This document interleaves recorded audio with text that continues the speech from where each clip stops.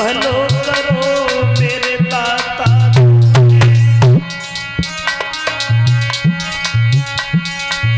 कर दई सबके मौत पिछारी,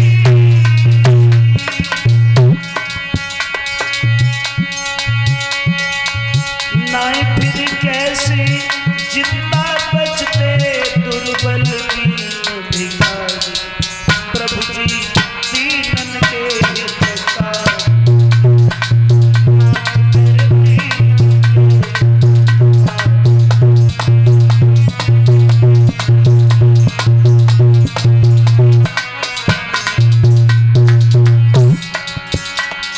एक दिन लड़कियां आपस में बातें कर रही है।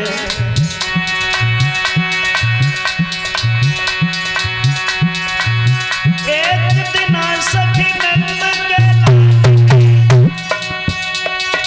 यमुना किनारे बजाई बंसुरी, ऐसी बजाई रसीली बजी में तो खाई गिरी धरी गसुरी।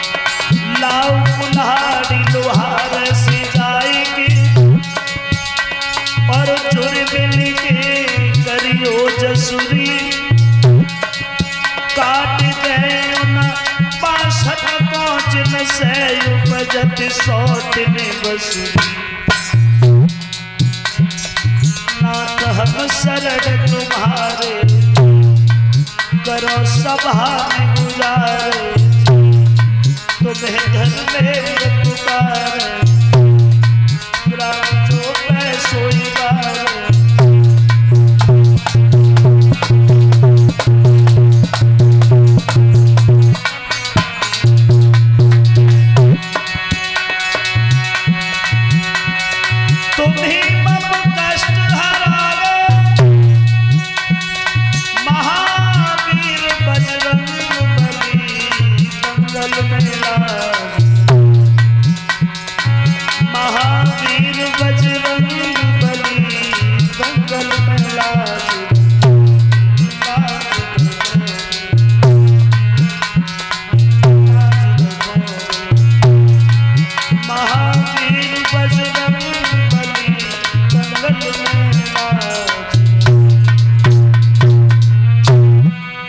सच्चिदानंद भगवान की।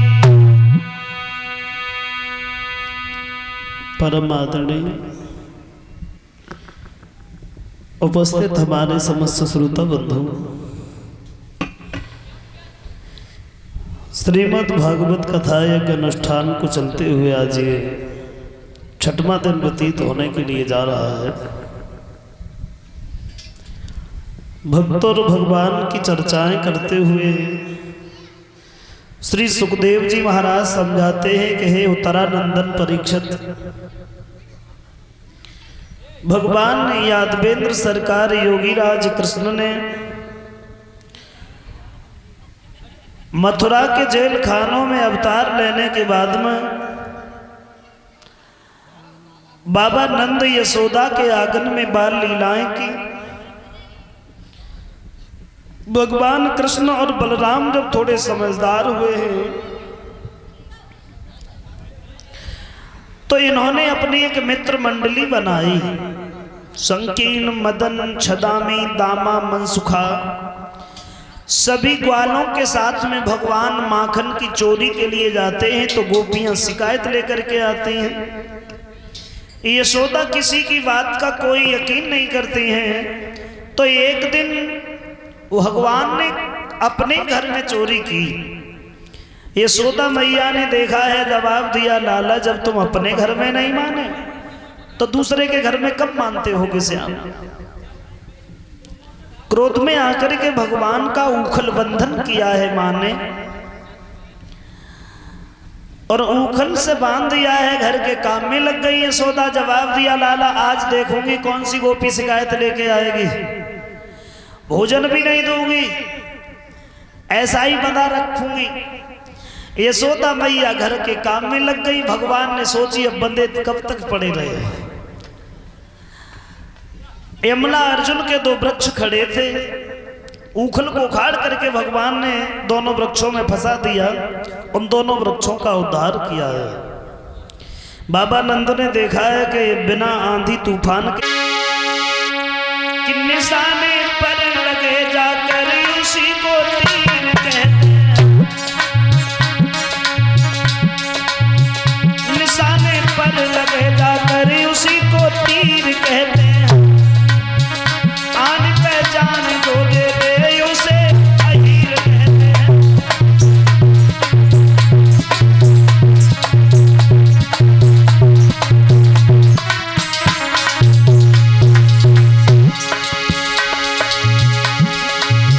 निशाने पर लगे जाकर उसी को तीर कहते हैं,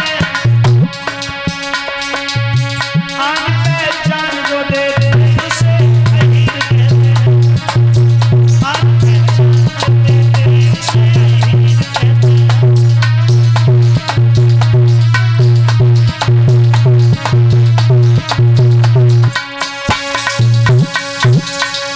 जवाब दिया है, तो फिर ऐसा करो कंस। कैसा? बोले तुम एक पत्र लिखो बाबा नंद के लिए, यादवों के मसीहा बाबा नंद, हमें कुछ कमल के फूलों की आवश्यकता है। बोले इससे क्या होगा? बोले पूरी बात सुनो।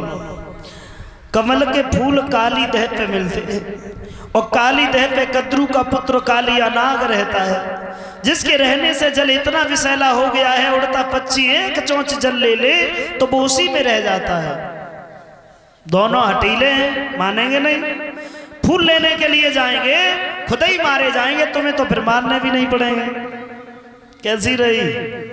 खुश हो गए होंगे। और जो इतनी बात सुनी सोई नारद के हाथ अपने हाथ में ले लिए। बाबा नारद, तुम बड़े अच्छे साधु हो, और इसीलिए मैं तुम्हारा सम्मान भी करता हूँ। वैसे तो न जाने कितने महात्मा पकड़ के मथुरा की जेल में भर दिए मैंने, तुम्हारा सम्मान करता हूँ वो इसलिए क्योंकि तुम सबका उद्धार चाहते हो। तो नारद बोले, तुम्हारा उद्धार बहुत जल्दी चाह रहे हैं, और भगवान न जाने काहे को देर कर रहे हैं। इतना कहने के बाद में कंस ने पत्र लिखा है, और पत्र लिख करके बैठ गया। बोला अब इसे लेके कौन जाए? नारद कहने लगे, जब हम तुम्हारे इतने बड़े हितैषी हैं तो क्या ये पत्र हम नहीं पहुंचाएंगे? उसी समय वो पत्र लेकर के वृंदावन में चले आए नारद। अम्मा यशोदा को पत्र दिया है, और नारद वहां से चले गए। यशोदा ने जैसे ही खोल के पत्र पढ़ा तो रोने लगी। भगवान कृष्ण और बलराम सामने आए हैं। जवाब दिया, मैया हमें भूख लगी है। तो यशोदा मैया ने रो करके जवाब दिया, लाला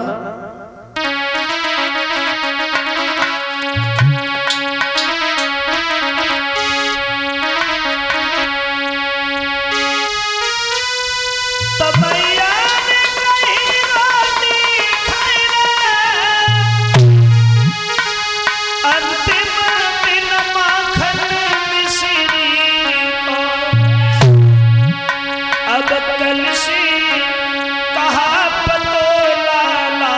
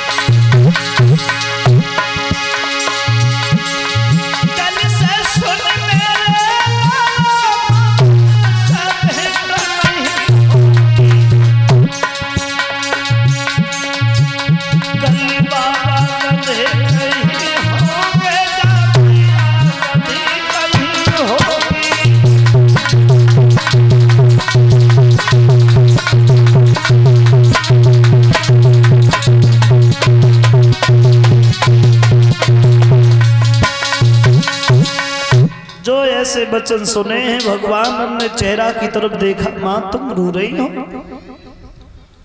क्यों रोई मैया? अरे कौन है जिसने तुम्हारी बूढ़ी आंखों में आंसू छलकाए हैं? अगर नंद बाबा ने कुछ कहा है फिर तो हम बीच में नहीं बोलेंगे, और अगर किसी ने जुबान चलाई है दुनिया से ऐसे उठा दूंगा जैसे पहले कभी पैदा ही नहीं हुआ हो, एक बार उसका नाम तो बताओ। बोली लाला अब तुम्हें क्या बताएं, तुम तो बच्चा हो ना। बोले ये भूल है तुम्हारी जो हमें अभी बालक समझती हो मां।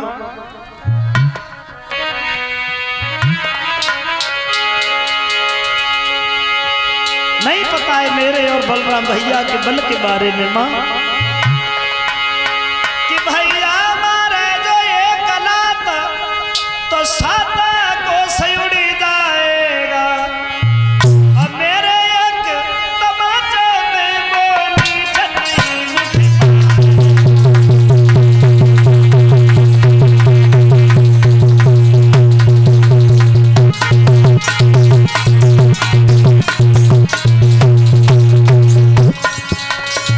बालक समझती हो मां।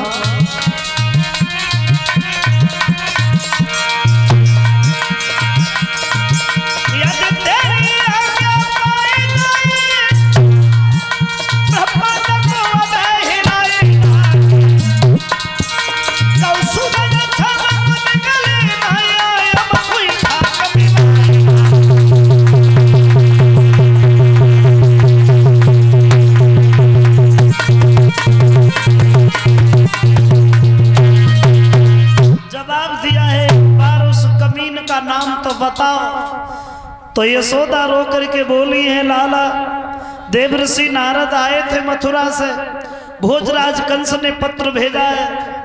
पत्र भेजा? क्या लिखा है उस पत्र में ऐसा जो तुम रो रही हो? यशोदा बोली है लाला